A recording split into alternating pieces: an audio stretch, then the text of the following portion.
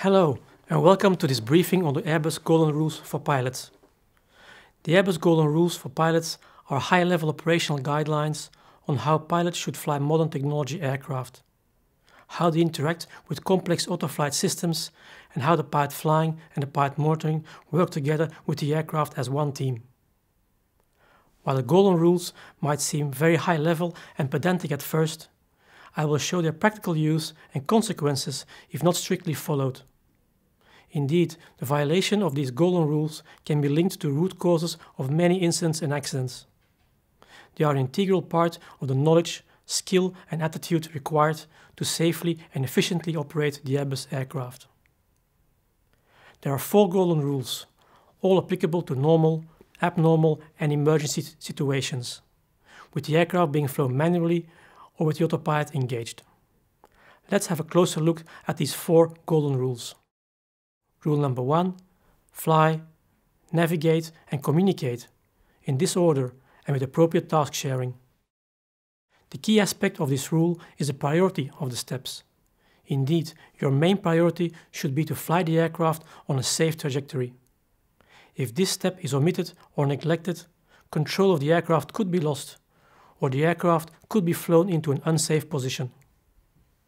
The pilot flying must focus on flying the aircraft, either manually or with the autopilot engaged.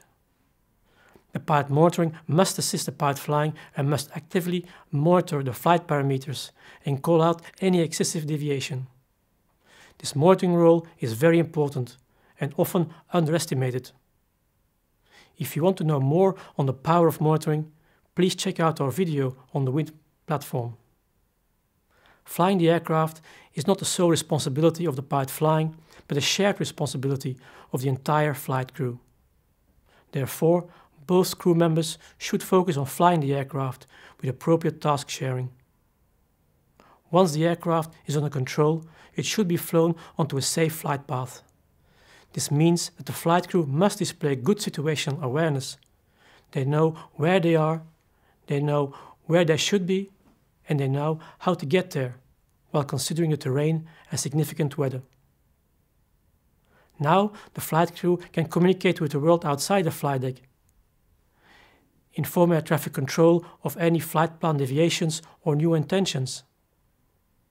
The flight crew can communicate with the cabin crew to obtain a status report or to indicate a change in the flight. To ensure effective communication, the flight crew should use standard phraseology and applicable call-outs. Imagine the flight crew performs a normal takeoff in configuration 2 and toga thrust. While they are lining up, the pilot monitoring forgets to set the TCAS system in TA-RA mode. As the flight crew approaches the first level of altitude, they receive the associated ECAM message. This ECAM message distracts the flight crew. They do not realize the autothrust system is not active yet and still commands toga thrust. As the autothrust is not active yet, it will not prevent the overspeed. Conclusion: the flight crew was distracted by this non-urgent ECAM and neglected to fly the aircraft first. Now that we have reviewed the first Golden Rule, we can move to the second one. Use the appropriate level of automation at all times. Airbus aircraft can be flown with several automation levels. Before starting a procedure, the flight crew must first select the most appropriate automation level for a task at hand. This will reduce the workload and increase the situational awareness of the crew. This selection can include manual flight. Secondly, the flight crew must fully understand the operational effect of the selected level of automation. Imagine the flight crew is returning early morning to Europe after a transatlantic crossing. The weather conditions at the destination airport are excellent. Light winds in Cavour weather conditions, but the landing direction is east, facing the rising sun. This will make the landing harder for the crew, especially after a long night flight. So it might be a good idea to consider an automatic landing, while considering the FCOM restrictions. Retard. Golden Rule number 3. Understand the FMA at all times. The control of the automation system is done on the FCU or on the MCDU. The pilot flying, who makes all the selections on the FCU when the autopilot is engaged, must monitor the FMA to verify the modes that are engaged or armed. Any mode change on the FMA must be announced for the benefit of the pilot monitoring, who will confirm the FMA mode change or challenge the pilot flying if the active or selected modes deviate from the intended plan.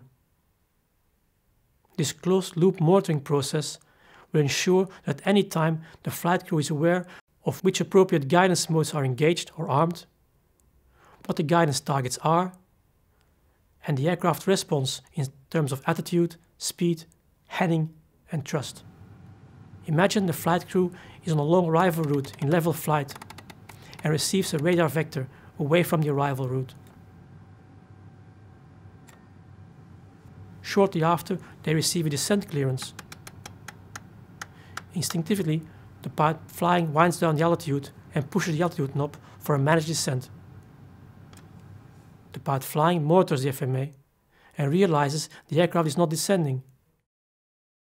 After a quick analysis of the FMA, the pilot flying realizes the aircraft is not in nav mode anymore, but in selected heading mode, which does not allow for a managed descent. The pilot flying will now select a compatible selected descent mode, like open descent, by pulling the altitude knob. The pilot flying verifies the FMA to confirm the correct modes are engaged and verifies the aircraft is now descending as requested by the air traffic controller. Golden rule number 4. Take action if things do not go as expected. What should the flight crew do if the aircraft does not follow the desired flight path or desired targets? In operation, the flight crew will not have enough time to analyze the situation, but must recognize it and must take immediate action. For the pilot flying, this could mean changing the level of automation from managed guidance to selected guidance, or from selected guidance to manual flying. The pilot monitoring should communicate with the pilot flying, challenge the pilot flying's actions, and when necessary, take over. Imagine the flight crew is on approach and receives the radar vectors for an ILS approach. As it happens, the flight crew is radar vectored above the glide slope. The pilot flying realizes the situation and applies the interception from above technique. He arms the approach mode and winds up the altitude to avoid the aircraft to level off.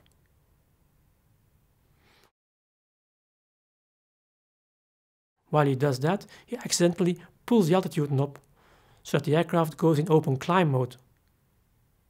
The pilot flying, who monitors the FMA, realizes the error and takes action.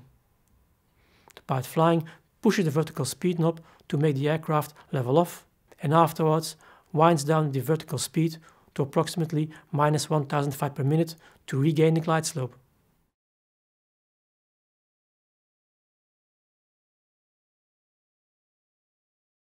Now that we have reviewed all 4 golden rules, I hope that you realize how important it is to reinforce these golden rules to your trainees.